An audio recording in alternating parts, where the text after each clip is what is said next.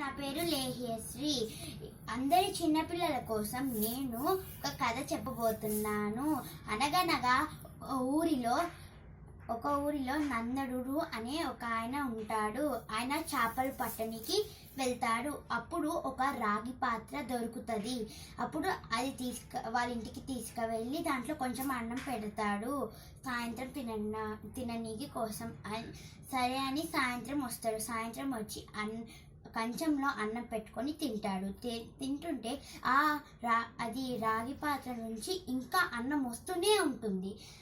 అప్పుడు నందనుడికి గుర్తొస్తుంది, మా తాత చెప్పాడు కదా అని గుర్తొస్తుంది. వాళ్ళ తాత అంటాడు, ఇది అక్షయ పాత్ర.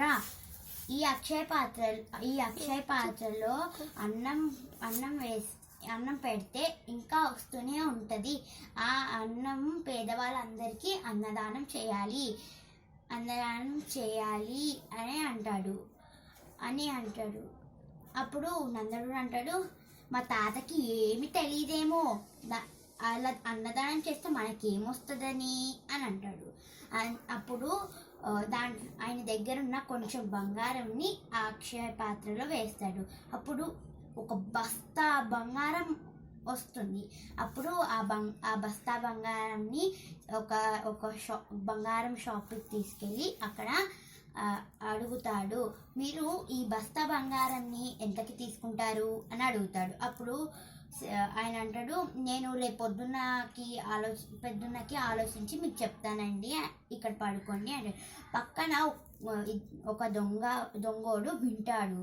అప్పుడు దొంగోడు ఈయన పడుకుంటాడు కదా నందనుడు. అప్పుడు ఆ దొంగోడు వచ్చి ఆ బస్తా బంగారంని దొంగలించుకోనికి వస్తాడు. అప్పుడు నందనుడు చెయ్యి అడ్డు పెడతాడు. చెయ్యి అడ్డు పెట్టినప్పుడు నందనుడిని చంపేసి ఆ బస్తా బంగారంని తీసుకువెళ్ళిపోతాడు దొంగలు.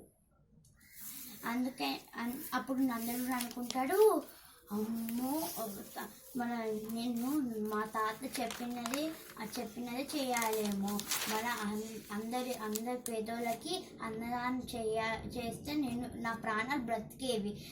అనవసరంగా ఈ బంగారంని వేసి ఎక్కువ బంగారం చేసి బస్తా తెచ్చాను, దానివల్ల నా ప్రాణాలే పోయాయి అంటాడు.